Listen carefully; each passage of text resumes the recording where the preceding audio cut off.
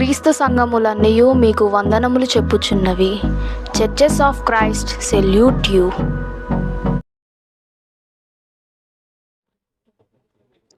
ప్రార్థన చేసుకుందాం. ప్రార్థన చేసుకుని వాక్యాన్ని ధ్యానించుకుందాం. ప్రార్థన. జీవం గల తండ్రి, కృప కలిగిన దేవ, మహోన్నతుడ, మీకే స్తుతులు స్తోత్రాలు చెల్లిస్తున్నాం. ఇప్పటి వరకు మమ్మల్ని కాపాడినందుకు, ఆయన మీ రెక్కల చాటున భద్రపరిచినందుకు కృతజ్ఞతాస్తుతులు చెల్లిస్తున్నాం. ఈ సమయంలో వాక్యమును వినుచుండగా మాకు వినగలిగిన చెవిని, గ్రహించగలిగిన మంచి మనసును, అర్థం చేసుకునే జ్ఞానమును, వివేచన అనుగ్రహించమని మీరు మాతో ఉండి నాయన మీరే మాట్లాడి మమ్మల్ని బలపరిచి స్థిరపరచమని వేడుకుంటూ ఈ సమయాన్ని మీకే అప్పగిస్తూ యేసుక్రీస్తు అత్యున్నతమైన నామమును బట్టి అడిగి వేడుకొనుచున్నాము మా పరమ తండ్రి, ఆమెన్. క్రీస్తు నామములో మీ అందరికీ కూడా మన ప్రభువును లోకరక్షకుడు క్రీస్తు యేసు పేరిట మరొకసారి మీకు కృతజ్ఞతాస్తుతులు చెల్లిస్తూ వందనాలు తెలియజేస్తున్నాం. అలాగని ఈరోజు ఒక మంచి అంశాన్ని మనం నేర్చుకోవటానికి ప్రయత్నం చేద్దాం. అంశం ఏంటంటే, నికోలాయితులు ఎవరు? పరిశుద్ధ గ్రంథంలో నుండే ఈ మాట రాయబడింది. నికోలాయితులు ఎవరు? ఇది మన అంశం. ఈ నికోలాయితులు ఎవరు అన్న అంశము ద్వారా ఈరోజు మనము పరిశుద్ధ గ్రంథాన్ని జాగ్రత్తగా పరిశీలిద్దాం. ప్రకటన గ్రంథము ఈ నికోలాయితుల గురించి ఎక్కడ రాయబడిందంటే, ప్రకటన గ్రంథము 2వ అధ్యాయము, ప్రకటన గ్రంథము 2వ అధ్యాయము 6వ వచనాన్ని ఒకసారి మనం జాగ్రత్తగా చదివితే, అయితే ఈ ఒకటి నీలో ఉన్నది, నికోలాయితుల క్రియలు నీవు ద్వేషించుచున్నావు, నేను కూడా వీటిని ద్వేషించుచున్నాను అని రాయబడింది. ఇక్కడ నికోలాయితుల క్రియలు దేవుడు ద్వేషిస్తున్నాడు అన్న మాటను మనం చూడగలుగుతున్నాం. ఇంకా ఎక్కడ రాయబడింది అని మనం మరొకసారి పరిశీలిస్తే, ప్రకటన గ్రంథము 2వ అధ్యాయము 15వ వచన భాగాన్ని మనం ఒకసారి జాగ్రత్తగా పరిశీలిద్దాం. ప్రకటన గ్రంథము 2వ అధ్యాయము 15వ వచనంలో, అటువలనే నికోలాయితుల బోధన అనుసరించు వారును నీలో ఉన్నారు అన్న మాటను మనం చూస్తున్నాం. అంటే నికోలాయితుల క్రియలు, బోధలు అనుసరించేవారు లోకంలో ఉన్నారు, వారిని నేను ద్వేషిస్తున్నాను అని దేవుని మాట సెలవిస్తుంది. అయితే ఈ నికోలాయితులు అంటే ఎవరు అన్నది మనం కొంచెం ఆలోచించగలిగితే, కొంతమంది జన సమూహము, అంటే కొంతమంది క్రైస్తవ సమూహం ఏం చేశారంటే, దేవుని క్రియలు లేదా బోధలు ద్వేషిస్తున్నాడు, వీళ్ళ బోధలు ద్వేషిస్తున్నాడు గనుక వీళ్ళు ఒక సమూహపు ప్రజలు అని చెప్పేస్తున్నారు. వీరెవరంటే దేవుని క్రియలను, దేవుని బోధలను వీరు ద్వేషిస్తున్నారు గనుక వీళ్ళొక జన సమూహం, వీళ్ళొక సమూహము అని చెప్తున్నారు. గూగుల్లో 2 సిద్ధాంతాలు ఉన్నాయి. గూగుల్లో మనం సెర్చ్ చేస్తే 2 సిద్ధాంతాలు ఉన్నాయి నికోలాయితుల గురించి. ఏంటి ఈ సిద్ధాంతాలను మనం ఆలోచించగలిగితే, అపోస్తల కార్యముల గ్రంథము 6వ అధ్యాయము 2వ వచనం నుండి మనము చదువుకుంటూ పోతే ఒక 5 వచనాల వరకు, అపోస్తల కార్యముల గ్రంథము 6వ అధ్యాయము 2వ వచనం నుండి మనం చదువుకుంటూ పోతే, అప్పుడు 12 అపోస్తలు తమ యొద్ద శిష్యులున్న సమూహమును పిలిచి, మేము దేవుని వాక్యమును బోధించుట మాని ఆహారం పంచిపెట్టుట యుక్తము కాదు. కాబట్టి సహోదరులారా, ఆత్మతోనూ జ్ఞానముతోనూ నిండుకొని మంచి పేరు పొందిన 7 మనుషులను మీలో ఏర్పరచుకొనుడి. మేము వారిని ఈ పనికి నియమింతుము. అయితే మేము ప్రార్థన యందును వాక్య పరిచర్య యందును ఎడతెగక యుందుమని చెప్పిరి. 5వ వచనం, ఈ మాట జనసమూహం అంతటికి ఇష్టమైనందున వారు విశ్వాసముతో పరిశుద్ధాత్మతోనూ నిండుకొనిన వాడైన స్తెఫను, ఫిలిప్పు, ప్రోకోరు, నీకానోరు, తీమోను, పర్మినాసు, యోధుల మత ప్రవిష్టుడును అంత్యొకవాడైన అగు నికోలాసు అను వారిని ఏర్పరచుకొనును. వారిని అపోస్తలు ఎదుట నిలవబెట్టిరి. వీరు ప్రార్థన చేసి వారి మీద చేతులుంచిరి అని ఈ మాట మనం చూస్తున్నాం. అంటే పరిచారకుల్ని ఏర్పాటు చేసిన వారిలో అంత్యొకయ వాడైన నికోలాసు గురించి, నికోలాతీయులు ఎవరు కాదు, ఇగో నీ నికోలాస్ నుండి వచ్చిన వారే అన్నట్టుగా చెబుతున్నారు. గూగుల్లో చర్చిస్తే ఆ పదం మనకు కనపడుతుంది. అంటే లోకల్ భాషలో, హెబ్రీ భాషలో హెబ్రీ భాష నుండి బయటకు వచ్చిన వారు వీరు, గ్రీకు బాగా మాట్లాడేవారు అని కొంతమంది అనుకోవటం కూడా జరుగుతుంది. ఇది మనం ఆలోచిస్తే ఇలా మనం గూగుల్లో 2 రకాలుగా కనపడుతుంది. చివరిగా ఉన్న యోధా మత ప్రవిష్టుడైన మరి ఈ నికోలాసును మనం ఒకసారి ఆలోచించగలిగితే, ఈ దేవుని సంఘంలోని దేవుని సంఘాన్ని విడిచిపెట్టి క్రొత్త రకమైన బోధను బోధించాడు ఈ నికోలాసు. కాబట్టి ఈ నికోలాసుని ఫాలో అయిన వారే నికోలాయితులు అని చెప్పేవారు కూడా కొందరున్నారు.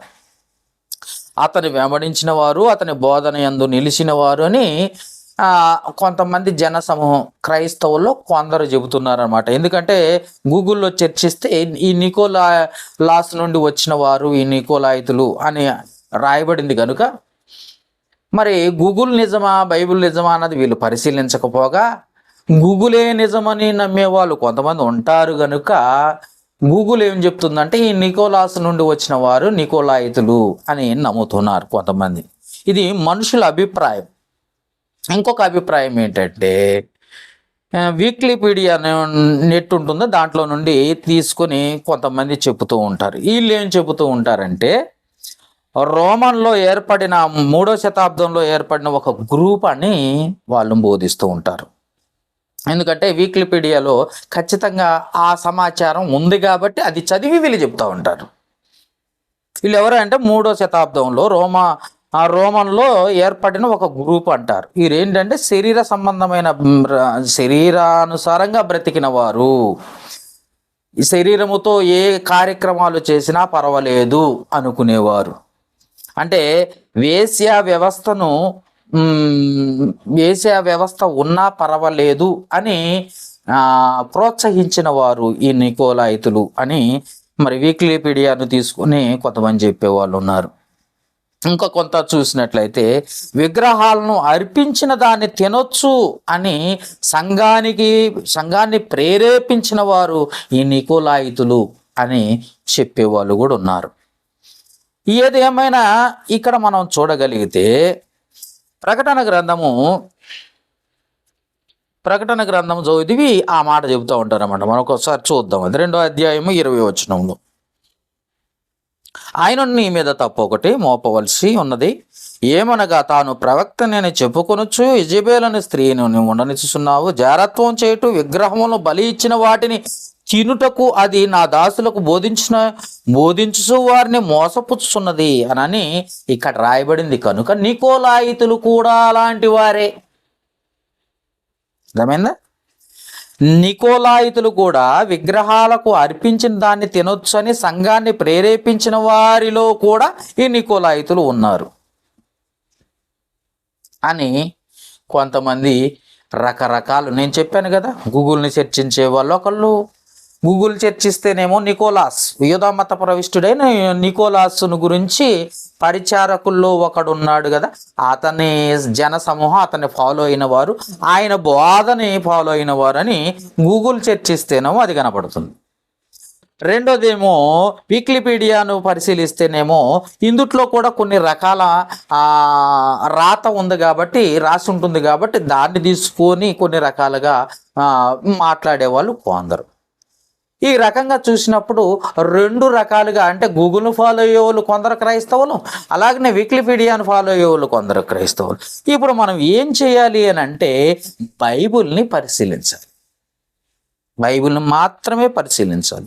బైబిల్లో వీరనేవారు ఉన్నారా? బైబిల్ వీరి గురించి చెప్పబడిందా?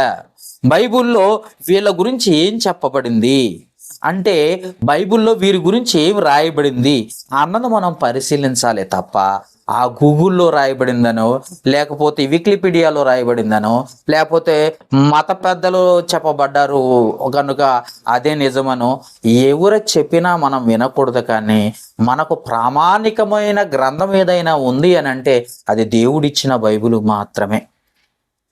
కాబట్టి బైబిల్ని మాత్రమే మనము చదివి తెలుసుకోవటానికి ప్రయత్నం చేయాలి. అర్థమైందా? వీరిని గూర్చి బైబిల్ ఏం చెప్పిందో మనం ఈరోజు క్షుణ్ణంగా చూద్దాం. నికోలాయితులు అని మనం రాయబడినప్పుడు మొదటిగా పరిశుద్ధ గ్రంథంలో నుండి పరిశీలించుకుంటూ పోదాం ఈ నికోలాయితుల గురించి. ప్రకటన గ్రంథము 2వ అధ్యాయం 6వ వచనం ఒకసారి చదివితే, అయితే ఈ ఒకటి నీలో ఉన్నది, నికోలాయితుల క్రియలు నీవు ద్వేషించుతున్నావు, నేను కూడా ద్వేషించుతున్నాను అని రాయబడింది. అంటే నికోలాయితుల క్రియలు దేవునికి వ్యతిరేకము అని మనకు అర్థమైంది. రెండవ వచనం 15వ వచనములో అటువలనే నికోలాయితుల బోధన అనుసరించు వారు నీలో ఉన్నారు అంటే బోధ కూడా వ్యతిరేకము అన్న సంగతి మనకు అర్థం అవ్వాలి. అంటే నికోలాయితులు అనగానే దేవుణ్ణి వాక్యానుసారమైన బోధ వారిలో లేదు, అలాగనే దేవుడు చెబుతున్న క్రియలు జరిగించేవారు వారు కాదు అన్న సంగతి మనకు అర్థమైంది. నికోలాయితులు వీరి గురించి మనం పరిశీలించినట్లయితే ఆ దేవుని క్రియలకు వ్యతిరేకంగా జరిగించేవారు ఎవరు, లేదా దేవునికి వ్యతిరేకంగా బోధలను తీసుకొచ్చే వాళ్ళు ఎవరో మనం జాగ్రత్తగా పరిశీలించినట్లయితే అదే ప్రకటన గ్రంథము జాగ్రత్తగా చూద్దాం. 2వ అధ్యాయము 1వ వచనం. ఎఫెసులో ఉన్న సంఘపు దూత ఇలాగూ వ్రాయుము, 7 నక్షత్రములు తన కుడి చేత పట్టుకొని 7 దీపస్తంభముల మధ్య సంచరించువాడు చెప్పుచున్నదేమనగా అని దేవుని గురించి మాట్లాడుతూ ఎఫెసీ సంఘంలో ఉన్నారట వీళ్ళు. అర్థమైందా? ఈ మాటలన్నీ ఎవరి గురించి రాయబడిందో తెలుసా? ఎఫెసీ సంఘం గురించి మనం మాట్లాడుతూ ఎఫెసీ సంఘపు దూత ఎవరు అని మనం పరిశీలించగలిగితే ఎఫెసీ సంఘానికి దూతగా తిమోతి గారు తీతును నియమించినట్లుగా మనం చూడగలం. తీతు ఎవరనగా దూత. పౌలు గారు నియమించారు. తీతును ఒక దూతగాను తిమోతిని ఒక దూతగాను నియమించినట్లుగా మనం చూస్తున్నాం. అలాగనే దీపస్తంభము అనగానే సంఘం మనకు అర్థమైపోతుంది. దీపస్తంభముల మధ్య సంచరించువాడు అంటే సంఘంలో సంచరించేవాడు యేసుక్రీస్తు. మనకు అర్థమైంది కదా. అంటే దీపస్తంభం అనగానే సంఘం. కొరింథీయులకు రాసిన 2వ పత్రిక 8వ అధ్యాయము 23వ వచనం మనం ఒకసారి జాగ్రత్తగా పరిశీలిద్దాం. కొరింథీయులకు రాసిన 2వ పత్రిక 8వ అధ్యాయము 23వ వచనంలో తీతు గారి గురించి రాస్తూ ఏమన్నాడో చూద్దాం ఒకసారి. తీతు ఎవరైనాను అడిగిన ఎడల అతడు నా పాలివాడును మీ విషయములో నా జత పనివాడునై ఉన్నాడనియు మన సహోదరుల వల్లనే అడిగిన ఎడల వారు సంఘముల దూతలును క్రీస్తు మహిమనై ఉన్నారని నేను చెప్పుచున్నానని పౌలు గారే చెప్తున్నారు. తీతు ఎవరంట? దూత. సంఘముల పైన దూత అన్నది మనకు గుర్తుపెట్టుకోవాల్సిన అవసరత కలిగింది. అంటే తీతు ఎవరనంటే సంఘముల పైన పౌలు గారు నియమించిన దూత. దీపస్తంభం అంటే సంఘము మనకు అర్థమైంది. ఓకేనా? ఇక్కడ మనకు అర్థమైనప్పుడు ఇక్కడ ఏం జరిగింది? ప్రకటన గ్రంథం మరొకసారి ప్రకటన గ్రంథం 2వ అధ్యాయంలో ఏం జరిగిందో మనం ఒకసారి చూద్దాం.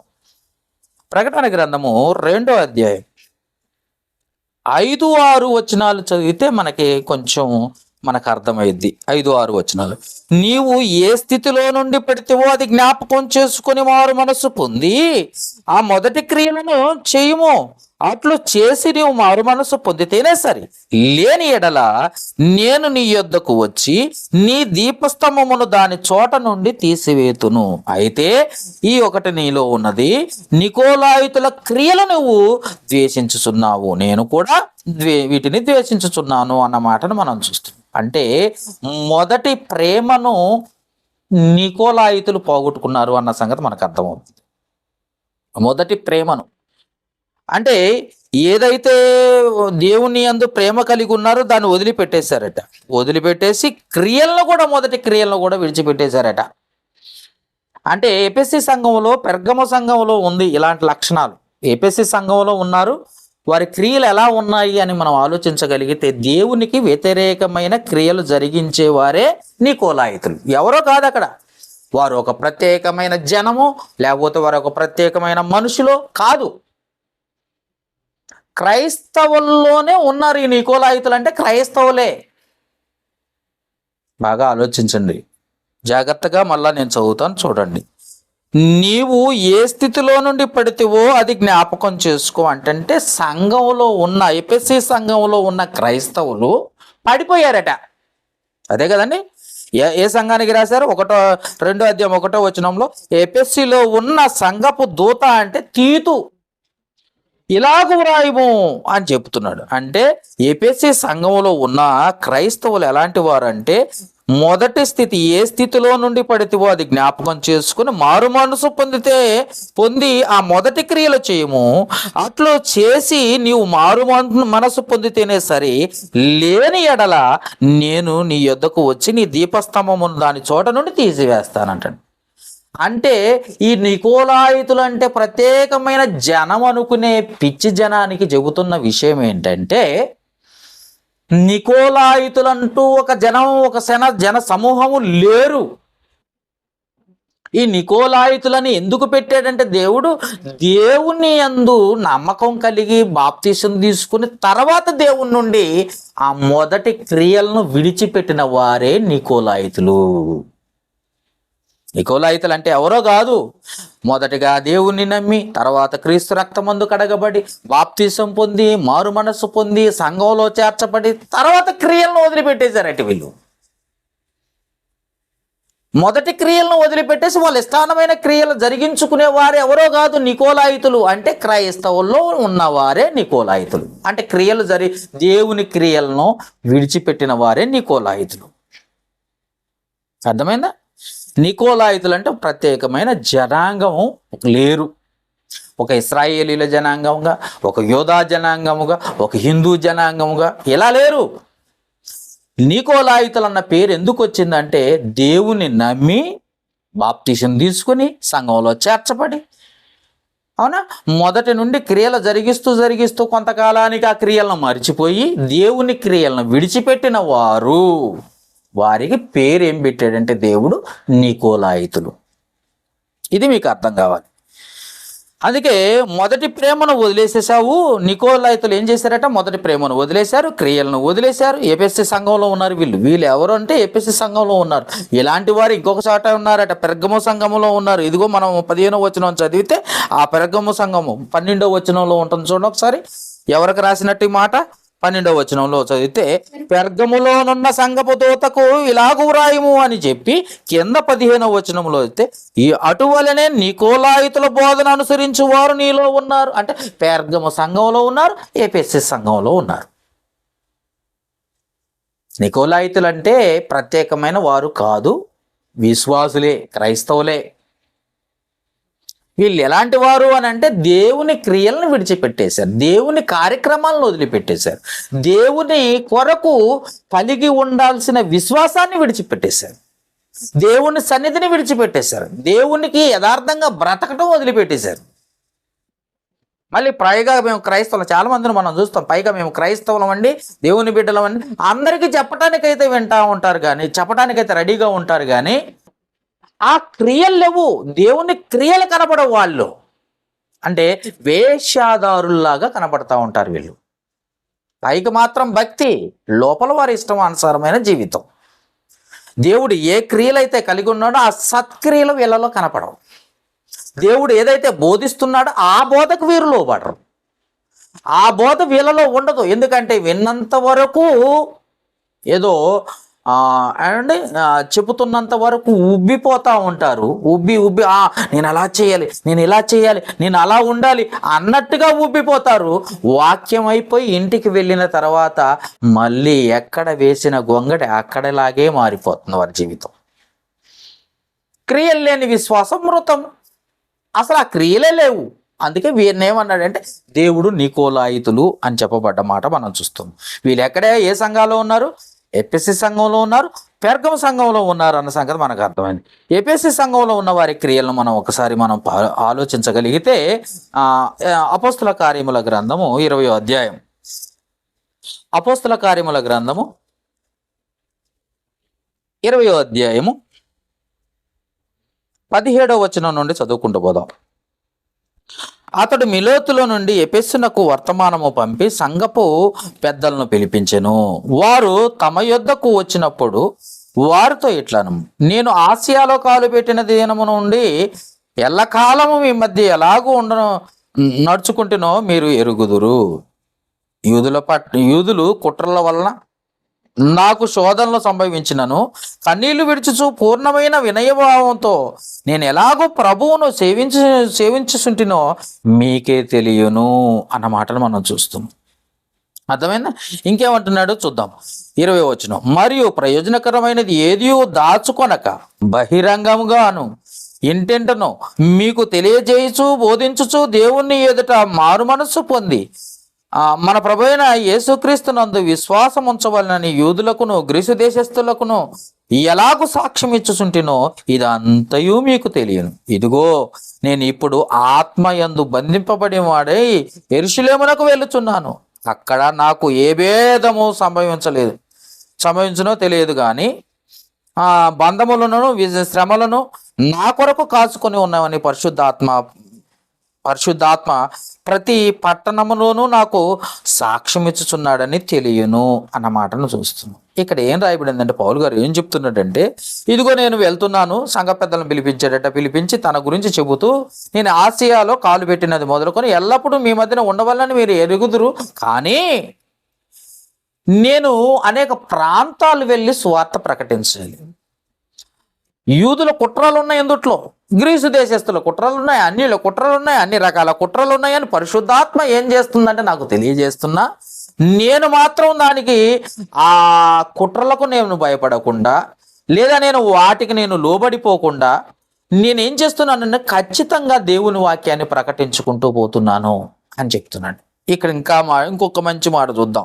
ఈ ప్రాంతంలో ఉన్నవారు ఎలాంటి వారు కూడా చెప్తున్నాడు. చూద్దాం. 25వ వచనము నుండి 30వ వచనం వరకు కూడా అదే అధ్యాయం 20వ అధ్యాయం చదువుకుందాం. 25 నుండి, ఇదిగో దేవుని రాజ్యమును గూర్చి ప్రకటించుచు నేను మీ మధ్యను సంచరించుంటిని, మీలో ఎవరును ఇక మీదట నా ముఖం చూడరని నాకు ఇప్పుడు తెలియను. కాబట్టి మీలో ఎవరి నాశనము విషయమైనను నేను దోషిని కానని నేడు మిమ్మును సాక్ష్యము పెట్టుచున్నాను. 27వ వచనం, దేవుని సంకల్పం అంతా మీకు తెలపకుండా నేనేమీ దాచుకొనలేదు.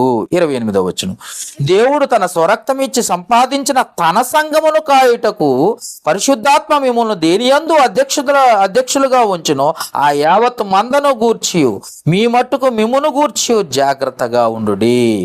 నేను వెళ్ళిపోయిన తర్వాత క్రూరమైన తొడేలు మీలో ప్రవేశించునని నాకు తెలియను.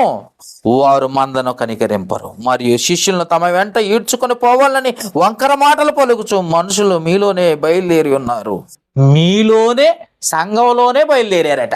ఇది ఈ పౌలు గారు ఎందుకు ఇంత రాశారు అని అంటే దాని అర్థం సంఘంలోనే వ్యతిరేకమైన భావాలు కలగజేసే వాళ్ళు వచ్చారయ్యా.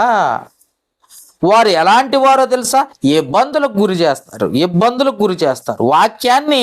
వాక్యాన్ని ఉన్నది ఉన్నట్టుగా బోధిస్తే ఆ బోధన కూడా తారుమారు చేసే వాళ్ళు ఎక్కువైపోయారు. వీళ్ళే ఎవరో కాదు, సంఘంలో ఉన్న వాళ్ళే. వీళ్ళనే దేవుడు నికోలాయితులు అని చెప్తున్నాడు. బోధన తారుమారం చేసి ఏమంటున్నాడు? మరియు శిష్యులను తమ వెంట ఈడ్చుకొని పోవాలని వంకర మాటలు వంకర బోధ పలుకు మనుషులు మీలో బయలుదేరారు. వాక్యము ఉన్నది ఉన్నట్టుగా చెబితే వినరు వాళ్ళు. ఉన్నది ఉన్నట్టుగా చెబితే నచ్చదు ఎవరికి కూడా. వాళ్ళకంతా దురద చెవులు గలవారు. ఏమంటున్నారు? ఇది తిమోతికి రాసిన 2వ పత్రిక 4వ అధ్యాయం. తిమోతికి రాసిన 2వ పత్రిక 4వ అధ్యాయం 4వ వచనం నుండి చదువుకుందాం. 3వ వచనం నుండి చదువు. ఎందుకనగా జనులు హిత బోధను అంటే ఆరోగ్యకరమైన మంచి సత్యమైన బోధను సహింపక దురద చెవులు గలవారై తమ స్వకీయ దురాశలకు అనుకూలమైన బోధకులను తమ కొరకు సిద్ధపరచుకుంటున్నారట. అంటే వాళ్ళని మెచ్చుకుంటున్న వారినే బోధకులు అంటారట. కానీ గట్టిగా వాక్యం చెబితే బోధకుడు ఆ చర్చి మానేసి వెళ్ళిపోతారు. బోధకుడు కరెక్ట్గా మాట్లాడాడు అనుకో, ఉన్నది ఉన్నట్టుగా చెప్పాడు అనుకో, వాళ్ళకి నచ్చదు. మీరు ఇంత ముక్కుసూటిగా చెప్తున్నారు ఏంటండి, ఇట్లా చెబితే ఎవరైనా సంఘానికి వస్తారా? మేమైతే రావండి, ఇలాంటి బోధలు మాకు నచ్చవు అని హిత బోధను సహింపక దురద చెవులు గలవారై తమ స్వకీయ దురాశలకు అనుకూలమైన బోధకులను తమ కొరకు పోగు చేసుకుని సత్యమునకు చెవినివ్వక కల్పన కథలు పెట్ట కథలు. ఒక వాక్యం చెప్పి డాక్టర్ సతీష్ కుమార్ గారు అని ఆయన మా దగ్గరకు లక్షల మంది వస్తారండి. ఒకటే వాక్యం తీసుకొని చక్కగా పెట్ట కథ చెప్తాడు. దాని కొరకు ఎంతమంది పోతారు తెలుసా? లక్షల మంది వెళ్తారు. ఉన్నట్టుగా రెఫరెన్స్ టు రెఫరెన్స్, వాక్యం టు వాక్యం చూపించామనుకో, మన దగ్గరికి ఎవరు రారు. ఎందుకంటే దురద చెవులు ఎక్కువైపోయినాయి, కల్పనా కథలు ఎక్కువైపోయినాయి. అవి కావాలే తప్ప సత్యమైన బోధన అనుసరింపరు. ఎందుకంటే వీరు నికోలాయితులు, సంఘంలో నుండి వచ్చిన వాళ్ళే. వీళ్ళెవరో కాదు, సంఘములో నుండి వచ్చిన వారే. వీళ్ళు క్రైస్తవులే, కానీ సత్యాన్ని అనుసరించరు, సత్యమైన క్రియలు జరిగించరు. అంటే వాక్యం ఉన్నట్టుగా చెప్పితే నచ్చదు వాళ్ళకి. వారు ఎంతసేపటికి లోక సంబంధమైంది, శరీర సంబంధమైన ఆశీర్వాదాల కొరకు మాత్రమే పోతారే తప్ప నిజంగా దేవుని కొరకు చనిపోతే పరలోకము స్వతంత్రించుకోవాలన్న ఆలోచన కానీ వారికి లేదు. వీళ్ళంతా ఎవరు అంటే నికోలాయితులు. వీరెవరండి? నికోలాయితులు. అందుకే పౌలు గారు ఏమంటున్నాడు? క్రూరమైన తొడేళ్ళు ప్రవేశించును, వారు మందను కనికరింపరు. ఏమని రాస్తుంది అక్కడ? అపోస్తల కార్యములు 20వ అధ్యాయంలో 29వ వచనం, నేను వెళ్ళిపోయిన తర్వాత క్రూరమైన తొడేళ్ళు మీలో ప్రవేశించునని నాకు తెలియను, వారు మందను కనికరింపరు. ఎందుకనంటే సత్యాన్ని వారు చెప్పరు, వాళ్ళ వైపు మళ్లించుకోవడానికి ప్రయత్నించారు. ఈ సత్యమైన సంఘము వైపు నిలబెట్టే వారిగా ఉండరు, అబద్ధం వైపు నడవాలి. అదిగో అక్కడ స్వస్థతలు జరుగుతున్నాయంటే ఆ చర్చికి పోతే నీకు స్వస్థతలు వస్తాయి. ఇదిగో అక్కడికి వెళ్ళిపోతే నీకు ఆరోగ్యం బాగుపడుతుంది. ఇదిగో అక్కడ ఆ సంఘానికి వెళ్తే నీకు గర్భఫలం అందుద్ది. ఎందుకంటే ఆ సంఘంలోనే దేవుడు ఉన్నాడట, మిగతా సంఘాల్లో దేవుడు లేడట. అవునండి, చెడగొట్టేవారు ఎక్కువ, అబద్ధాలు బోధించి చెడగొట్టేవారు ఎక్కువగానే నిజాన్ని చెప్పేవాళ్ళు తక్కువైపోయారు. ఆ చెడగొట్టే వారిని బైబిల్ అంటుంది నికోలాయితులు అంటుంది. అర్థమైందా? వీళ్ళు వంకర మాటలు పలుకుతూ దేవునికి వ్యతిరేకమైన బోధన తీసుకొస్తారండి. వీళ్ళు దేవునికి వ్యతిరేకమైన బోధ. పౌలు గారు పాపం చాలా బాధపడుతున్నాడు. ఎంత బాధపడుతున్నాడో చూడండి ఒకసారి. గలతీయులకు రాసిన పత్రిక 1వ అధ్యాయం 6వ వచనంలో, క్రీస్తును బట్టి మిమ్మును పిలిచిన వారిని విడిచి భిన్నమైన సువార్త తట్టుకు, భిన్నమైన అంటే వ్యతిరేకమైన సువార్త తట్టుకు మీరింత త్వరగా తిరిగిపోవటం చూడగా నాకు ఆశ్చర్యం కలుగుతున్నది. ఎంత బోధించానయ్యా. ఏ సంఘానికి రాస్తూ ఈ పత్రిక? గలతీయులకు రాసిన పత్రికలో ఉందన్నమాట. 1వ అధ్యాయం 6వ వచనంలో, ఏంది మీరు ఇంత త్వరగా తొలగిపోతున్నారు? సత్యములో నుండి తొలగిపోతున్నారేంటి? క్రీస్తు సంఘంలో నుండి తొలగిపోతున్నారేంటి? అసలు కట్టిందే క్రీస్తు సంఘం కదా, దేవుడు కట్టిందే ఒకటే సంఘం కదా. ఆ సంఘంలో నుండి తొలగిపోయి ఏ సంఘంలో ఉంటావు? ఏ సంఘంలో నీకు నాకు రక్షణ వస్తుంది?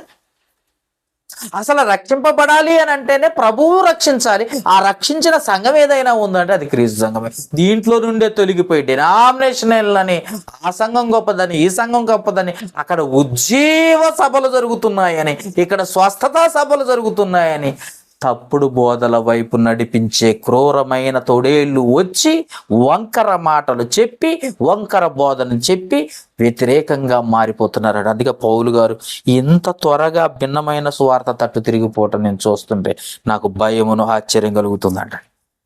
ఆశ్చర్యంగా ఉందయ్యా అని పౌలు గారు చెప్తున్నారు. అంటే ఈరోజు సంఘాలను చెడగొట్టే వాళ్ళే నికోలాయితులు. సంఘంలో వాళ్ళు దేవునికి శ్రేష్ఠ ఫలం ఎవరు? ఇచ్చే వాళ్ళని ఇవ్వనివ్వరు. దేవుని పనిని చేసేవారిని చెయ్యనివ్వరు. వారు చెయ్యరు, చేసేవారిని చేయనివ్వరు. వీళ్ళెవరో తెలుసా? నికోలాయితులు. ఒకప్పుడు యేసు ప్రభు చెప్పిన మాటలను గుర్తు చేద్దాం ఒకసారి. మత్తయి సువార్త 23వ అధ్యాయం. యేసు ప్రభు చెప్పిన మాటను గుర్తు చేద్దాం. యేసు ప్రభు చెప్పిన మాట ఒకసారి జ్ఞాపకం చేసుకుందాం. మత్తయి సువార్త 23వ అధ్యాయము 14-15 వచనాలు. 23వ అధ్యాయము 14-15 వచనాల్లో యేసు ప్రభు చెప్పిన మాట, అయ్యో వేషాదారులైన శాస్త్రులారా, పరిచయులారా, మీరు మనుషుల ఎదుట పరలోక రాజ్యమును మూయుదురు, మీరు అందులో ప్రవేశింపరు, ప్రవేశించు వారిని ప్రవేశింపనీరు. అది చెప్పింది యేసు ప్రభు నోటుకుంటూ వచ్చింది ఆల్రెడీ మాట. ఆనాటి కాలంలో శాస్త్రులు పరిచయుల గురించి చెప్పిన మాట, ఈనాడు క్రీస్తు సంఘంలో ఉన్న నికోలాయితులకు చెప్తున్న మాట సేమ్ ఒకటే. వీరు దేవునికి శ్రేష్ఠ ఫలం ఎవరు? ఇచ్చేవారిని ఇవ్వనివ్వరు. దేవుని కార్యక్రమాలు చెయ్యరు, చేసేవారిని చేయలేరు. స్వార్థ పనికి రారు, వచ్చేవారిని రానివ్వరు. అవునా? వీరు సంఘానికి రారు, వచ్చేవారిని కూడా చెడగొట్టడానికి ప్రయత్నం చేస్తారు. అందుకే వ్యతిరేకమైన బోధను తీసుకొచ్చి వ్యతిరేకమైన క్రియలు జరిగించేవారే నికోలాయితులు. అంతేకాని వారు ఒక ప్రత్యేకమైన జనాంగం కాదు. వారు కూడా క్రైస్తవులే కానీ దేవునికి వ్యతిరేకులు. అర్థమైందా? అంటే వీరు ప్రవేశించరు, ప్రవేశించు వారిని ప్రవేశింపలేరు. అందుకే తిమోతికి రాసిన మొదటి పత్రికలో ఇంకొన్ని మాటలు చూద్దాం. తిమోతికి రాసిన మొదటి పత్రిక 1వ అధ్యాయం 3-4 వచనాలు. తిమోతికి రాసిన మొదటి పత్రిక, నేను మాసిదోనియాలకు వెళుచుండగా సత్యమునకు భిన్నమైన బోధ చెయ్యవద్దని కల్పనా కథలు, మితము లేని వంశావళులను, విశ్వాస సంబంధమైన దేవుని ఏర్పాటుతో కాక వివాదములతోనూ సంబంధము కలిగినవి కనుక వాటిని లక్ష్య పెట్టొద్దనియు కొందరికి ఆజ్ఞాపించుటకు నీవు ఎపెస్సు, ఇప్పటిదాకా చెప్పుకున్నాం కదా, నికోలాయితులు ఎక్కడ ఉన్నారట? ఎపెస్సు పట్టణంలో ఉన్నారు. వారి గురించి చెప్తున్నాను. ఎపెస్సులో నిలిచి ఉండవలనని నిన్ను హెచ్చరించిన ప్రకారం ఇప్పుడు హెచ్చరించుచున్నాను అన్న మాటను చూస్తున్నాం. వీళ్ళు ఏమున్నారట? ఎపెస్సు సంఘంలో ఏమున్నారు? మాసిదోనియా సంఘంలో నుండి ఎపెస్సు సంఘానికి రాస్తూ ఏమంటున్నాడు చూడండి, భిన్నమైన బోధ ఉంది. అంటే నికోలాయితుల బోధ ఉంది ఎపెస్సు పట్టణంలో. కల్పనా కథలు ఉన్నాయి. మితము లేని వంశావళులు గురించి చెప్పుకుంటారట. ఎప్పుడు చూసినా వంశావళులేనా? బైబుల్లో ఇంకా బాటలు లేవా? ఇంకా వేరే బోధట్టు లేదా? చాలా మంది క్రీస్తు సంఘాల్లో కూడా ఇలాంటి బోధలే ఉన్నాయి. ఎప్పుడు మారు మనసు, ఎప్పుడు సువార్తే, ఎప్పుడు మృతుల పునరుత్థానమే. బైబిల్ ఏం చెప్తుందో వాళ్ళు ఎనరో. ఏమండి? ఒకసారి ఇక్కడే చేయి పెట్టి మరొకసారి ఏప్రిల్కి రాసిన పత్రిక వెళ్దాం. 6వ అధ్యాయం 1వ వచనం, 6వ అధ్యాయము 1-2 వచనాలు. ఇక్కడ పొద్దాక చెప్పొద్దని ఏమని చెప్తున్నాడు చూడండి. దేవుడు ఏమి రాయించాడు? కాబట్టి నిర్జీవ క్రియలను విడిచి, నిర్జీవ క్రియలు అని చెబుతూ ఏంటవి వివరణిస్తున్నాడు. మారు మనసు పొందుటయు, దేవుని యందలి విశ్వాసమును, బాప్తిస్మమును గూర్చిన బోధయు, అక్త నిక్షేపణము, మృతుల పునరుత్థానమును, నిత్యమైన తీర్పును అనే పునాది అనే బోధ మరలా వేయక అంటున్నాడు.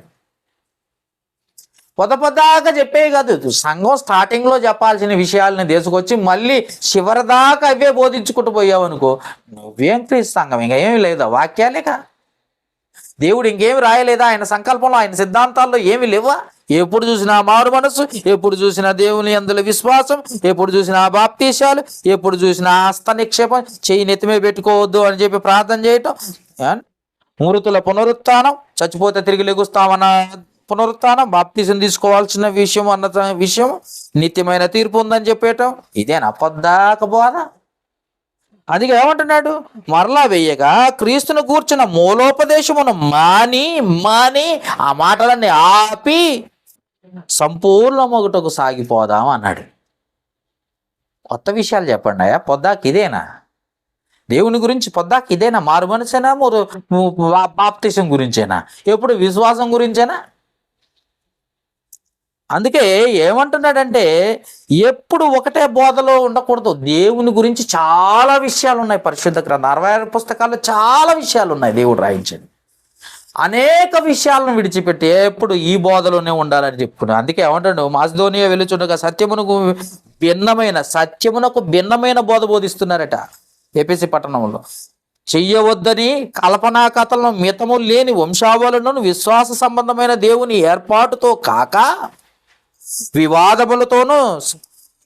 తోనే సంబంధము కలిగి ఉన్నవి గనుక వాటిని లక్ష్య పెట్టొద్దని కొందరికి ఆజ్ఞాపించుట. నువ్వు ఎఫెసీ పట్టణానికి వెళ్ళి హెచ్చరించయ్యా, నువ్వు హెచ్చరించు. ఎందుకంటే నికోలాయితులు అక్కడే ఉన్నారు, పెర్గమ సంఘంలో ఉన్నారు, నికోలాయితులు ఎఫెసీ పట్టణంలో ఉన్నారు, ఇలాంటి వారే అని హెచ్చరించి తిని 5వ వచనం ఉపదేశానుసారమైనదేమనగా పవిత్ర హృదయము నుండి, మంచి మనసాక్షి నుండి, నిష్కపటమైన విశ్వాసము నుండి కలుగు ప్రేమయే. ప్రేమలో ఉండాలి, పవిత్రతలో ఉండాలి, ఏమండి, విశ్వాసములో ఉండాలి. నిలిచి ఉండాల్సినవి పోయి ఇవి ఏంటి? భిన్నమైన బోధ. అందుకే భిన్నమైన బోధ, వంకర బోధ, ఈ విచిత్రమైన బోధలు తీసుకొచ్చేవారు ఎవరో కాదు, నికోలాయితులు. సత్యమునకు భిన్నమైన బోధ, కల్పనా కథలు, వంశావళులు తిమోతిని హెచ్చరిస్తూ, నువ్వు జాగ్రత్త తిమోతి, వెళ్ళు, అక్కడికి వెళ్ళు అని పౌలు ఈ వివాదాల గురించి నువ్వు ఇరుక్కోపోవద్దు, జాగ్రత్త అని చెబుతూ తిమోతికి చెబుతున్న మాటలు మనం చూస్తాం తిమోతికి రాసిన మొదటి పత్రికలో. ఎందుకంటే నికోలాయితుల వలన ఇలా పడిపోవటానికి అవకాశాలు ఉన్నాయి. అవిశ్వాసులని చెప్పాలి, ఇంకా ఒక విధంగా చెప్పాలంటే బాప్తిసం తీసుకుని అవిశ్వాసంలో పడిపోయిన వారే నికోలాయితు. అంతేకాని వారెవరో కొత్త జనాంగం అండి, వికీపీడియాలో రాశారు వాళ్ళు కొత్త జనాంగం అండి అని చెప్పొద్దు. ఇదిగో గూగుల్లో చర్చ చేశామండి నికోలాస్ గురించి చెప్పి ఆ నికోలాస్ బోధన ఫాలో అయిన వాళ్ళండి వీళ్ళు అని చెప్పకూడదు. నికోలాయితులు అంటే ఎవరని బైబిల్ చెప్తుందంటే, క్రీస్తు సంఘంలో ఉండి దేవుని క్రియలు జరిగించని వారు, బోధకు వ్యతిరేకంగా నడుచుకునేవారే నికోలాయితులు అని చెప్తుంది. అందుకే ఏమంటున్నాడు, ఇంకోసారి చూద్దాం. ఎఫెసీలకు రాసిన పత్రిక 4వ అధ్యాయం 17వ వచనం. ఎఫెసీలకు రాసిన పత్రిక 4వ అధ్యాయము 17వ వచనంలో చూస్తే, కాబట్టి అన్యజనులను నడుచుకున్నట్లు మీరిక మీదట నడుచుకున్న వాళ్ళదని ప్రభువునందు సాక్ష్యం ఇచ్చుచున్నాను. అన్యజనులు ఒకప్పుడు చేశారు, నువ్వు క్రీస్తు సంఘ సభ్యుడివి కదా, నువ్వు అట్ట చేయటమేంది? నువ్వు క్రీస్తు సంఘంలో ఉండవలసిన వాడవు కదా, క్రీస్తు సంఘంలో బాప్తిసం తీసుకున్నవాడు విశ్వాసిగా ఉండాలి. కానీ నువ్వు మళ్ళా ఈ వెనక్కి తిరిగి చూసి పాపంలో పడిపోవటానికి నీకు అంత అవకాశం ఎందుకు వచ్చింది? ఎందుకు పడిపోయావు నువ్వు? మళ్ళీ నికోలాయితులాగా తయారవటం ఎందుకు? ఒకసారి ఆలోచించుకో. అంటే అన్యజనుల వల్ల వాళ్ళ నడకలే ఈ నికోలాయితుల బోధల్లో ఉన్నాయి. అర్థమైందా? అన్యజనుల్లాగా మారిపోతారు, విగ్రహాల దగ్గర తింటారు, అవసరమైతే ఏదైనా చేస్తారు, శరీర సంబంధమైన వాటి అన్నిటికీ లోబడిపోతారు. అవునా? వీరే నికోలాయితులు. మరి ఇంకోసారి చూద్దాం 14వ వచనం, 4వ అధ్యాయము 14వ వచనం ఒకసారి చూద్దాం. 4వ అధ్యాయం 14వ వచనం చూసినట్లయితే, అందువలన మనమిక మీదట పసిపిల్లలమై ఉండి మనుషుల మాయోపాయముల చేత వంచనతోను తప్పు మార్గమునకు లాగు కుయుక్తితోను గాలికి కొట్టుకొని పోవునట్లు కల్పింపబడిన ప్రతి ఉపదేశమునకు ఇటు అటు కొట్టుకొని పోవచ్చు, అలల చేత ఎగరగొట్టబడిన వారమై ఉండునట్లుగా కాక అంటున్నాడు. ఏంటంటే ఎన్ని రకాల బోధలు ఉన్నాయో తెలుసా లోకం. దాదాపు 7,000కు పైన ఉన్నాయంట సంఘాలు. 7,000కు పైన ఉన్నాయంట సంఘాలు. అలాంటి సంఘాల్లో ఉన్న రకరకాల బోధలు, రకరకాల విన్యాసాలు చేస్తూ ఉంటారు పాస్టర్లు. మా సంఘం గొప్పదంటే మా సంఘం గొప్పదంటాడు. అందుకే వీళ్ళందరూ ఇలాంటి వారు ఉన్నారు. అందుకే మాయోపాయములు. చాలా జాగ్రత్త. లోకంలో ఉన్నాం మనం, శరీరాన్నితో ఉన్నాం మనం. మరి సంఘంలో ఉన్న మనము మనల్ని పడగొట్టాలని సాతానుగాడు ఎవరెవరిని ఉపయోగించుకుంటాడో తెలియదు, ఎలా మాట్లాడిస్తాడో తెలియదు, ఏ విషయంలో మనం లొంగిపోతామో తెలియదు. కాబట్టి వాడి బోధలో ఉన్న వారిని విడిచిపెట్టేసి మనం జాగ్రత్త పడటానికి ప్రయత్నం చేయాలంటున్నాడు. అవునా? 18వ వచనం చూద్దాం. వారైతే అంధకారమైన మనసు గలవారై తమ హృదయ కాఠిన్యము వలన తమలోనున్న అజ్ఞానము చేత దేవుని వలన కలుగు జీవములో నుండి వేరుపరచబడిన వారై ఏమన్నాడు? వేరైపోయారా? అవును. తమ మనస్సునకు కలిగిన వ్యర్థత అనుసరించి నడుచుకొనుచున్నారు. వాళ్ళు ఎలాంటి వాళ్ళో తెలుసా? నికోలాయితులు. సంఘంలో ఉండి సంఘానికే వ్యతిరేకంగా క్రియలు జరిగిస్తున్నారు. సంఘంలో ఉండి సంఘ పెద్దలను వ్యతిరేకించేవారు సేవకుడిని వ్యతిరేకిస్తారండి సంఘంలో ఉండి. అవునా? మోషే నాయకత్వంలో నడవడానికి వచ్చిన అహరోను, మిరియాము అనే ఇద్దరు తన సహోదరుడే మోషేని వ్యతిరేకించేశారు. దేవుడు ఏర్పాటు చేసుకున్న, దేవుడు ముఖాముఖిగా మాట్లాడిన మోషే గారినే వ్యతిరేకంగా మాట్లాడితే తెల్ల కుష్టి వచ్చి తగిలింది. దేవుని శాపం అది. ఈరోజు కూడా అలాగనే తయారయ్యారు నికోలాయితులు. సేవకుడిని వ్యతిరేకిస్తారు, అలాగనే సంఘంలో ఉన్న వారిని నిర్లక్ష్యం మాట్లాడుతూ ఉంటారు. అందుకే వీరే నికోలాయితులు అంటున్నాడు. ఏమంటున్నాడు? నడుచుకొనుచున్నారు. 19వ వచనం. వారు సిగ్గులేని వారై ఉండి నానా విధమైన అపవిత్రతను అత్యాశతో జరిగించుటకు తమను తామే కాముకత్వమునకు అప్పగించుకునేది. 19వ వచనం. అత్యాశ. దేవుని దగ్గర అత్యాశ. ఉన్నదాంతో తృప్తి పొందమని దేవుడు అంటున్నాడు. ఈ లోకం శాశ్వతం కాదని దేవుడు అంటున్నాడు. ఈ శరీరం శాశ్వతం కాదని దేవుడు అంటున్నాడు. కానీ దేవుని నమ్ముకుంటే ఏయో వస్తాయని, ఆస్తులు వస్తాయని, అంతస్తులు వస్తాయని, దేవుని నమ్ముకుంటే విచిత్రంగా బతకొచ్చని ఒక్కొక్క బోధకుడు బోధ చేస్తూ ఉంటే గుడ్డిగా నమ్మి వచ్చే వాళ్ళు చాలామంది ఉన్నారు. అందుకే వీళ్ళందరూ నికోలాయితులు. అంటే బోధకుళ్ళు కూడా నికోలాయితులు ఉన్నారట, బోధకుళ్ళు. అవునా? అందుకే 20వ వచనం కూడా చూద్దామా. 20వ వచనంలో, అయితే మీరు యేసును గూర్చి విని ఆయన యందలి సత్యం ఉన్నది ఉన్నట్టుగానే ఆయన యందు ఉపదేశింపబడిన వారైన ఎడల మీరులాగు క్రీస్తును నేర్చుకున్న వారు కారు. సరే, కావున మునుపటి ప్రవర్తన విషయంలోనైతే మోసకరమైన దురాశల వలన చెడిపోయి మీ ప్రాచీన స్వభావం వదులుకొని 23వ వచనం, మీ చిత్త వృత్తి యందు నూతన పరచబడిన వారై నీతియు యథార్థమైన భక్తియు గలవారై దేవుని పోలికగా సృష్టింపబడిన నవీన స్వభావం ధరించుకొనవలెను. వారిలా ఉండొద్దయ్యమారు. వారు నికోలాయితులు, వారిలాగా ఉండొద్దు. వాళ్ళు ఎలాంటి బోధ బోధిస్తున్నారో తెలుసా? దేవునికి వ్యతిరేకమైన బోధ. దేవుని క్రియలు జరిగించరు వారు, వారికి ఇష్టమైన క్రియలు జరిగిస్తారు. మళ్ళీ క్రైస్తవులు అని చెప్తూ ఉంటారు. ఎందుకంటే తమను తామే కాముకత్వానికి అప్పగించేసుకున్నారు. దేవదాసి అంటారు తెలుసా? ఒక ఊర్లో దేవదాసి అని ఒక ఆమెను తీసుకొచ్చి ఊళ్ళో వదిలిపెడతారు. ఆ వ్యవస్థ కలిగిన వాళ్ళు కాముకత్వం ఉండి ఇలాంటి వాళ్ళు లోకంలో ఉన్నారు, చూసుకో. వీళ్ళే నికోలాయితులు. దేవుని సంఘంలో ఉండి దేవుని కార్యాలు చేయరు, దేవునికే ప్రార్థన చేయరు, బైబిలు చదవరు, పట్టించుకోరు. వీళ్ళే నికోలాయితులు. గుర్తుపెట్టుకోండి, నికోలాయితులు అంటే ప్రత్యేకమైన జనాంగం కాదు. దేవుని క్రియలు జరిగించని వారు, దేవుని బోధకు వ్యతిరేకంగా నడుచుకునేవారే నికోలాయితులు. రైట్. తిమోతికి రాసిన మొదటి పత్రిక 4వ అధ్యాయం 3వ వచనం ఒకసారి చూద్దాం. తిమోతికి రాసిన మొదటి పత్రికలో 4వ అధ్యాయం, జాగ్రత్తగా తీయాలి, తిమోతికి రాసిన మొదటి పత్రిక 4వ అధ్యాయము 3వ వచనం చదువుకుందాం. ఆబద్ధికులు వాత వేయబడిన మనస్సాక్షి గలవారై, వాత వేయబడిన ఆల్రెడీ అప్పగించేశాడు, వాత వేయబడిన మనస్సాక్షి గలవారై వారు మనస్సాక్షి గలవారై వివాహమును నిషేధించుచు, అసలు వివాహం చేసుకోకూడదు, అట్లానే ఉండిపోవాలట. అసలు దేవుడు కదా జతపరిచిన వారు, దేవుడు జతపరుస్తుంటే వీడు వివాహం చేసుకోకూడదు అని చెప్తున్నాడు.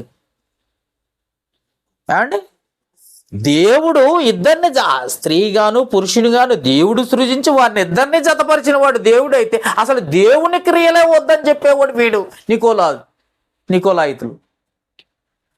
మీరు ఇలాగనే ఉండిపోవాలా, మీకు పెళ్ళిళ్ళు వద్దు, అమ్మగారిగాను అయ్యగారిగా ఉండిపోవడమే. అంటే వీళ్ళెవరు? నికోలాయితులు. దేవుని బోధ వద్దా? బోధ ఏం చెప్తుంది? ఆయన కదా సృష్టికర్త, ఆయన సృజించాడు కదా ఆదాముని, ఆయన సృజించాడు కదా అవ్వని, వాళ్ళిద్దరిని ఏకం చేసింది ఆయన కదా, వాళ్ళిద్దరు భార్యాభర్తలని వారికి గర్భఫలాన్ని ఇచ్చింది దేవుడు కదా. ఇది జతపరిచింది ఎవరు? దేవుడు కాదా? అయితే నువ్వేం చెప్తున్నావు? వివాహము నిషేధించాలనే. వీళ్ళెవరో తెలుసా? నికోలాయితులు. ఇలా బోధించేవాళ్ళు. అందుకేమంటున్నారు? ఆ అబద్ధికులు వాత వేయబడిన మనస్సాక్షి గలవారై వివాహమును నిషేధించుచు సత్య విషయమైన అనుభవ జ్ఞానము గల విశ్వాసులు కృతజ్ఞతాస్తుతులు చెల్లించి పుచ్చుకొని నిమిత్తము దేవుడు సృజించిన ఆహారపు వస్తువులు కొన్నిటిని చినుట మానవలెనని చెప్పుచుందురు. అది తినకూడదు, పందిని తినకూడదు, కుక్కని తినకూడదు, నక్కని తినకూడదు, పుల్లిని తినకూడదు. ఇవన్నీ ఎవరి కోసం సృజించారా బాబు? దేవుడు. నీకు నచ్చకపోవచ్చు, మరొక దేశంలో అయ్యే ఇష్టంగా తింటారు. నీకు నచ్చకపోవచ్చు, వేరే దేశంలో అవి ఇష్టంగా తింటారు. నీకు నచ్చినవి వారు తినరు, వాళ్ళకి నచ్చినవి వాళ్ళు తింటారు. అర్థమైందా? నేపాల్లో కుక్క అంటే మనకు మేక మాంసం ఎలాగో నేపాల్లో కుక్క మాంసం అలాగా వాడికి ఇష్టం. అది వాటన్నిటిని దేవుడు సృజించాడు తినటానికే. కానీ నువ్వు తినొద్దంటానికి నువ్వెవరు? ఓల్డ్ టెస్టిమెంట్లో తినొద్దన్నమాట వాస్తవమే దేవుడు, కానీ న్యూ టెస్టిమెంట్కి వచ్చినప్పుడు అన్ని పవిత్రములు. చదవండి, కింద వచనం చూడండి ఒకసారి. 4వ వచనం మానవాళని చెప్పుచుందురు. 4వ వచనం దేవుడు సృజించిన ప్రతి వస్తువును మంచిది, అసలు చెడ్డదని ఎప్పుడు దేవుడు చెప్పలేదు. సృజించిన ప్రతిది కూడా మంచిది మంచిది మంచిది అని సర్టిఫికెట్ ఇచ్చాడు దేవుడు. నువ్వెవరు మంచిది కాదని చెప్పడానికి? మంచిది కృతజ్ఞతాస్తుతులు చెల్లించి పుచ్చుకొని ఎడల ఏదియు నిషేధింపదగినది కాదు. అన్ని తినొచ్చని దేవుడు చెప్తుంటే నాకు నచ్చలేదు అనకూడదు, అది తినకూడదని నువ్వు చెప్పకూడదు. ఇంకేమంటాడు? 5వ వచనం ఏలయనగా నువ్వు క్రైస్తవుడు కాబట్టి ప్రార్థన చేసుకుని తిను. ఏలయనగా అది దేవుని వాక్యం వలన సృష్టింపబడింది గనుక ప్రార్థన వలన పవిత్రపరచబడుతున్నది. నువ్వు ప్రార్థన చేశావు, దేవుడు తన వాక్యంతో సృజించాడు, పవిత్రపరచబడింది. ఒకవేళ అపవిత్రమైంది అనుకో, నీ దృష్టిలో అది పవిత్రపరచబడుతుంది. తినద్దని చెప్పేవాళ్ళు, పెళ్ళిళ్ళు చేసుకోవద్దని చెప్పేవాళ్ళు, అబద్ధ బోధలు చేసేవాళ్ళు, ఏమండి వేషాధారణ వల్ల మొదటి వచనం చదవడం మర్చిపోయాను. అయితే 4వ అధ్యాయం తిమోతికి రాసిన మొదటి పత్రిక 4వ అధ్యాయం 1వ వచనం, అయితే కడవరి దినముల్లో కొందరు అబద్ధికుల వేషాధారణ వలన మోసపుచ్చుచు ఆత్మల యందును దయ్యముల బోధన ఉంది లక్ష్యముంచి విశ్వాస భ్రష్టులకు గురని ఆత్మ తేటగా చెప్తుంది. వాళ్ళు ఎవరో లిస్ట్ చెప్పాడు. ఇప్పుడు వీళ్ళే నికోలాయితులు, దేవుని బోధకు వ్యతిరేకమైన వారు, వాత వేయబడిన మనస్సాక్షి కలవారే నికోలాయితుల బోధ. Okay, right. ఇప్పుడు చూద్దాం తిమోతికి రాసిన 2వ పత్రిక 1వ అధ్యాయం 15వ వచనం. తిమోతికి రాసిన 2వ పత్రిక 1వ అధ్యాయం 15వ వచనములో ఆసియాలోని వారందరూ నన్ను విడిచిపోయిరని సంగతి నీ వెరుగుదువు. వారిలో పుగెల్లు, హెర్ముగేను అనువారు కూడా ఉన్నారు. ఏంటిది ఎట్లా రాసింది అని అంటే, సత్యమైన బోధను విడిచి వెళ్ళిపోయారట వీళ్ళు. క్రీస్తు సంఘ బోధ వదిలిపెట్టి వెళ్ళిపోయారట. మరి వీళ్ళకి పరలోకం వస్తుందా? ఆశీర్వాదాలు వస్తాయా? ఆయన సింహాసనం మీద వీళ్ళని కూర్చోబెడతాడా? రానిస్తాడా? అసలు ఏమంటే చర్చికి రాకుండా నాకు నచ్చలేదు నేను వెళ్ళిపోతాను అనుకో, ఎవరికి నష్టం? నీకు నష్టమా, పాస్టర్ గారికి నష్టమా? ఎవరికి నష్టం? నీ ఆత్మ నువ్వు దేశపోయి నరకంలో వేసుకుంటానంటే ఎవరికి నష్టం? అర్థమైందా? ఈ విషయంలోనే తెస్సలోనీయులకు రాసిన మొదటి పత్రిక 5వ అధ్యాయము, తెస్సలోనీయులకు రాసిన మొదటి పత్రిక 5వ అధ్యాయము 19వ వచనం చూడండి. 19వ వచనములో ఆత్మను ఆర్పకుడి అని రాసుంది. అంటే నీ ఆత్మను నువ్వు ఆర్పుకున్నావంటే నువ్వు ఖచ్చితంగా నరకానికి వెళ్ళిపోతావు. అర్థమైందా? నీ ఆత్మ నువ్వే ఆర్పుకుంటున్నావంటే నువ్వు ఆడిగిపోతావు. దేవుడిచ్చినంత వరకు, ఆయుష్ ఇచ్చినంత వరకు దేవునిలో బ్రతకటానికి ఈ భూమి మీద నిన్ను పంపితే నీకు నచ్చలేదని, ఈ భూమి మనుషులు నచ్చలేదని, వాళ్ళ క్రియలు నచ్చలేదని, నా కష్టాలు శ్రమలు బాధలు ఎక్కువైనాయని నువ్వు సూసైడ్ చేసుకుంటానంటే నీ ఆత్మ నువ్వే పాడు చేసుకుంటున్నావు. నువ్వు వాక్యం వినకపోతే నువ్వే పాడైపోతావు. నువ్వు చర్చికి రాకపోతే నువ్వే పాడైపోతావు. నీ సూసైడ్ నువ్వే చేసుకుంటున్నావు కాబట్టి నీ శిక్ష తప్పదు. అది అర్థమైందా? అందుకే ఏమంటున్నాడు, ఆసియా సంఘంలో చాలా మంది వదిలిపెట్టిపోయారట. ఆసియాలో చాలా మంది వదిలిపెడితే ఎవరికి నష్టం? నువ్వు నశించిపోతావు, నువ్వు భ్రష్టుడు అయిపోతావు, నువ్వు తరతరములు యుగ యుగములు నరకాగ్నిలో మాడిపోతావు. అయ్యో ఒకవేళ నువ్వు కాసేపు రెస్ట్ ఇస్తారేమో అనుకుంటున్నావేమో కానీ ఆదివారం సెలవు మోడీ గారు తీసేస్తాడట ఈ మధ్యకాలంలో. అట్లా నీకు సెలవులు కూడా ఉండవు. అర్థమైందా? కాబట్టి విడిచిపెట్టిన వారు కూడా చాలా మంది ఉన్నారు. ఎందుకంటే నికోలాయితుల బోధ వేరు, ఆ క్రియలు వేరు. దేవుని క్రియలు వేరు, దేవుని బోధ వేరు. ఆ బోధలో ఉండేసరికి వీళ్ళకి నచ్చటం లేదు. ఇంకా కొంతమందిని చూపిస్తా, వదిలిపెట్టిపోయిన వాళ్ళని. యేసు ప్రభువు బోధనే వదిలిపెట్టిపోయిన వాళ్ళని చూపిస్తాను. యోహాను సువార్త 6వ అధ్యాయం, యోహాను సువార్త 6వ అధ్యాయం 60వ వచనములో ఆయన చెప్పింది ఏంటో తెలుసా? ఆయన చెప్పిన మాట ఏంటో మనం ముందు చూద్దాం. ఆయన చెప్పిన మాట 6వ అధ్యాయము 26వ వచనం నుండి చదువుదాం, 25 నుండి చదువుదాం. సముద్రపు అద్దరిని ఆయన కనుగొని, బోధకుడా నీవెప్పుడు ఎక్కడికి వచ్చితివి అని అడుగగా, యేసు మీరు సూచనలు చూచుటకు కాదు కానీ రొట్టెలు భుజించి తృప్తి పొందుటనే నన్ను వెతుకుతున్నారని మీతో నిశ్చయంగా చెప్పుచున్నాను. నాకు తెలుసు మీరేం చేస్తున్నారు, తినటానికి వస్తున్నారే తప్ప వాక్యం వినటానికి రావటం లేదు అని చెప్పేసాడు. ఏమన్నాడు యేసు ప్రభు? 2వ మాట 27వ వచనం, క్షయమైన ఆహారము కొరకు కష్టపడకుడి కానీ నిత్య జీవమును కలగజేయు అక్షయమైన ఆహారము కొరకు కష్టపడుడి. మనుష్య కుమారుడు దానిని మీకు ఇచ్చును. వాక్యం ఇస్తాడు, భోజనం కాదు. చాలా మంది చర్చిలకు పోయేది భోజనాల కోసం పోయే వాళ్ళు ఎక్కువైపోయారు ఈ మధ్యకాలంలో. బహుమానాల కొరకు ఏమంటే పుస్తకాలు ఇస్తున్నారు, పిల్లలకు పుస్తకాలు ఇస్తున్నారని చాలా మంది చీరలు పంచి పెడుతున్నారని చర్చిలకు పోయే వాళ్ళు ఎక్కువైపోయారు. యేసు ప్రభు ఏమంటున్నాడు? వాటి కోసం కష్టపడకండి, నిజమైన వాక్యం కోసం కష్టపడరండి అంటున్నాడు. అవునా? అంతే కదా. అక్షయమైన ఆహారము కొరకు కష్టపడుడి, మనుష్య కుమారుడు దానిని మీకు ఇచ్చును. ఇందుకై తండ్రి అయిన దేవుడు ఆయనకు ముద్ర వేసి ఉన్నాడని చెప్పాను అని చెప్పాడు. చెబితే వీళ్ళేం చేశారు? 60వ వచనం చూడండి ఒకసారి. 60వ వచనంలో ఏమంటున్నాడు? ఆయన శిష్యులు అనేకులు ఏ మాట విని అయ్యా వాక్యానుసారంగా బ్రతకండి, వాక్యానుసారమైన క్రియలు జరిగించండి, వాక్యానుసారంగా మీరుంటే పరలోకానికి వెళ్తారు, వాక్యానుసారంగా ఉంటే దేవుడు మీకు తోడుగా ఉంటాడు, వాక్యానుసారంగా ఉంటేనే దేవుడు మిమ్మల్ని ఆశీర్వదిస్తాడు, వాక్యానుసారంగా ఉంటేనే దేవుడు మీకు చుట్టూ, మీ కుటుంబం చుట్టూ కంచె వేస్తాడు అని యేసు ప్రభు చెబుతుంటే, ఇదే వీళ్ళు ఏమంటున్నారు? 60వ వచనంలో ఆయన శిష్యులు అనేకులు ఈ మాట విని, ఇది మరి కఠినమైన మాట, మాకు ఇంటికాడ పనులు ఉండవా, చుట్టాలు ఉండరా, మేము తినవద్దా, తాగొద్దా, ఒక ఆదివారం రాకపోతే ఏమైంది చర్చికి, ఇదంతా నికోలాయితుల బోధ. ఇంత మరి కఠినమైన మాట ఇది ఎవడు వినగలడని చెప్పుకొనిరి. యేసు ఏమంటున్నాడు? యేసు తన శిష్యులో దీని గురించి సనుకుతున్నారని ఎరిగి, తనకు తానే ఎరిగి వారితో ఇట్లనెను, దీని వలన మీరు అభ్యంతరపడుతున్నారా? నేను ఏం చెప్పానయ్యా? వాక్యం చెప్పిన. దీనికి కూడా అభ్యంతరపడుతున్నారా? ఉన్నది ఉన్నట్టుగా చెప్పాను, ఉన్నది ఉన్నట్టుగా చెప్పితే, సత్యం బోధిస్తే, వాక్యాన్ని బోధిస్తే, క్రీస్తు సంఘంలో వాక్యం బోధిస్తే తప్పైపోయిందా? నచ్చట్లేదా నీకు? మళ్ళీ కఠినమైన మాట అని అంటున్నారు. ఏమయ్యారు? 66వ వచనం చూద్దాం.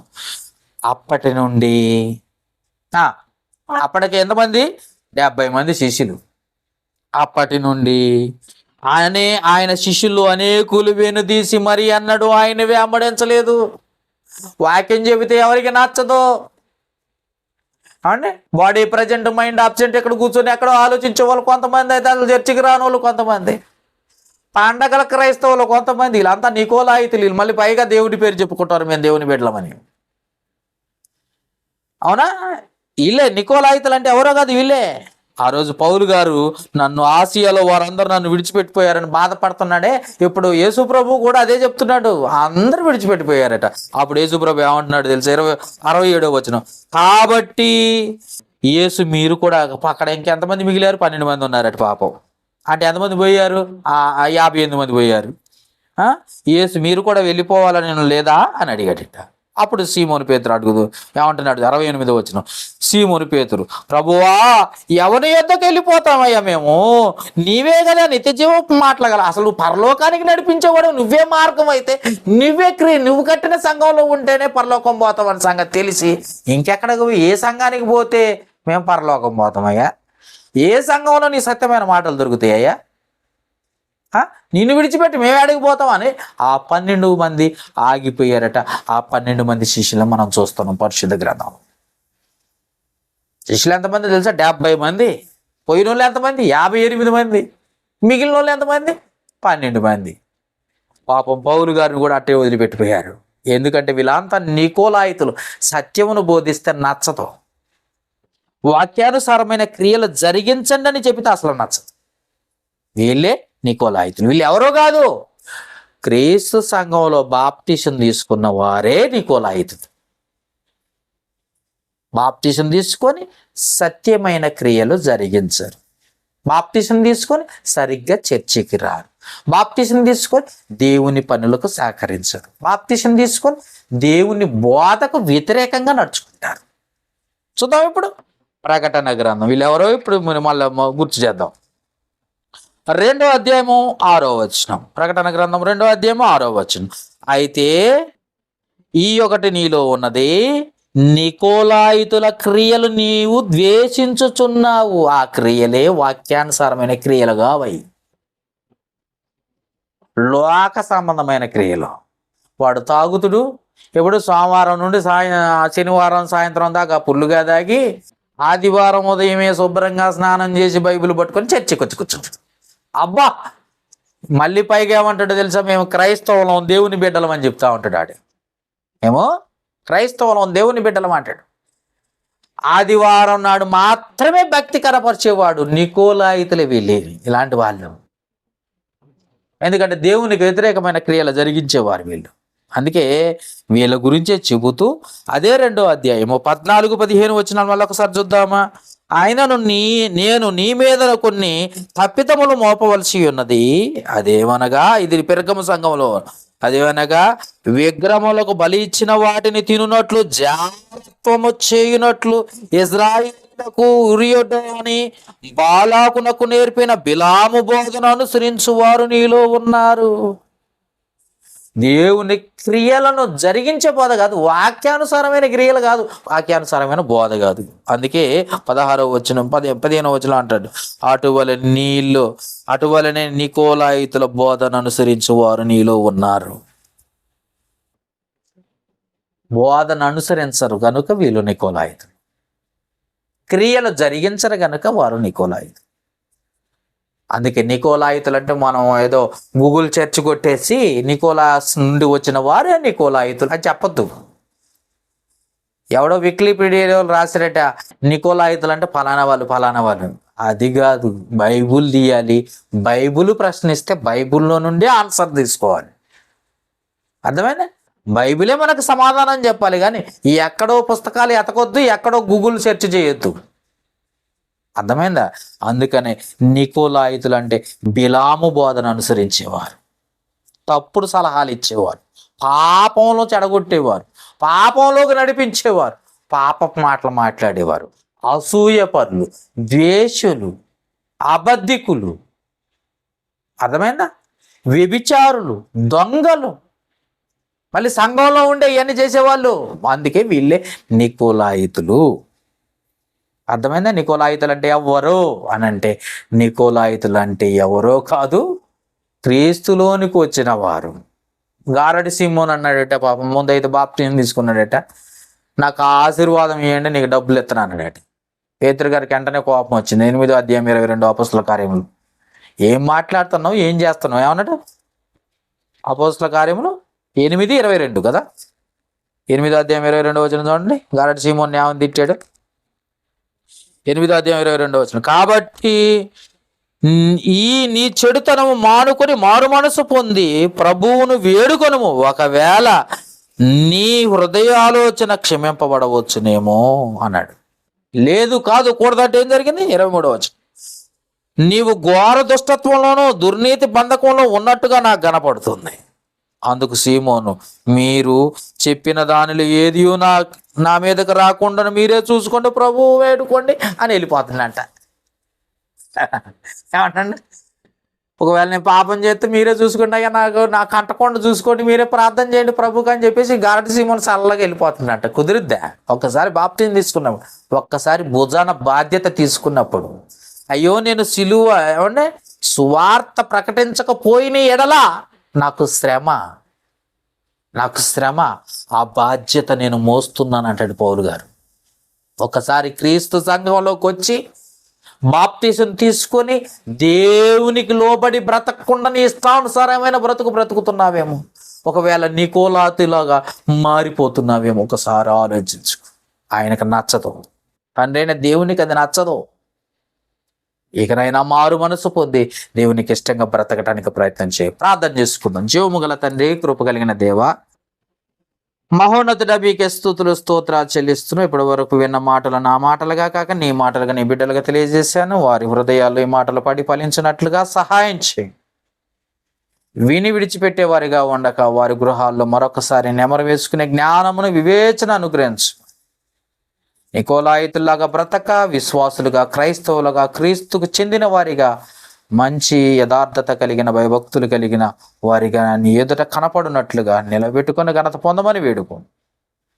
ఈ మానవులు మా ప్రభువును లోకరక్షకుడు క్రీస్తు యేసు నామమున అడిగి వేడుకొనుచున్నాము మా పరమ తండ్రి. ఆమేన్.